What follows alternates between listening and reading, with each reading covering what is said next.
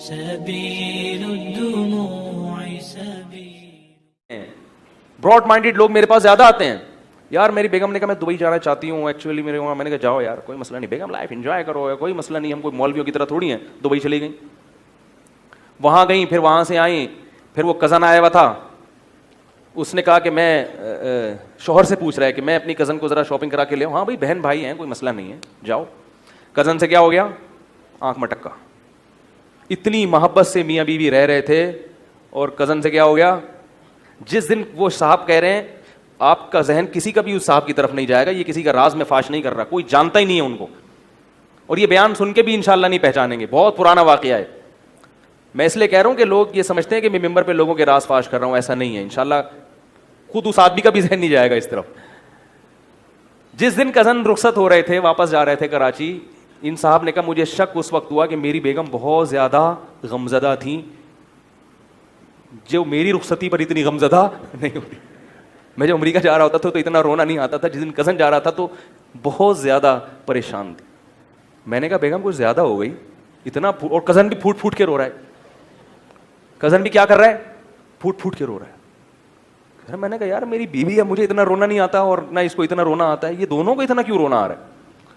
لیکن Broad minded ہیں, کوئی بات نہیں, ایکچولی بہن بھائی ہیں نہیں, لیکن طرح تو ہے نا بہن, ہوتا ہے محبت پیار تو ہوتا ہے. اسلام بھی کس کا درس دیتا ہے, پیار اور محبت. کوئی بات نہیں. بیگم کو میں نے پوچھا یہ کیا ماجرا ہے, اس نے کہا بھائی ہے اتنا خرچ کیا تو رونا تو آئے گا, چلو ٹھیک ہے کوئی بات. اس کے بعد پھر فون پہ کیا شروع ہو گئی, ایک گھنٹہ کہنے مجھے شروع ہوا. میں نے کہا یار اتنا براڈ مائنڈیڈ بننا بھی صحیح کچھ زیادہ ہو گئی. بالآخر انہوں نے بیگم سے موبائل لیا کہ یار یہ راتوں کو اٹھ کے 3 4 بجے تک فون پہ لگے رہتی ہو, اپنے سگے بھائی کے ساتھ کسی کو ایسی محبت نہیں ہوتی. یہ کچھ بیگم کچھ زیادہ براڈ مائنڈیڈ بنتے جا رہے ہیں ہم لوگ.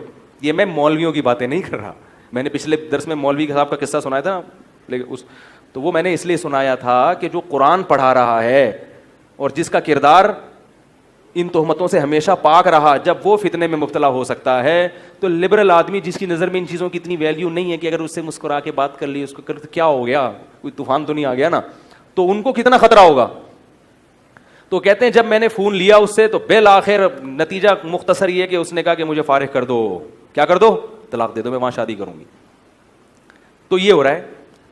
تو اس لیے میرے بھائی زیادہ لیبرل بننے کی, میں بدگمان ہونے کی اجازت نہیں دے رہا آپ کو کہ آپ بدگمان ہونا شروع ہو جائیں گھر والوں پر.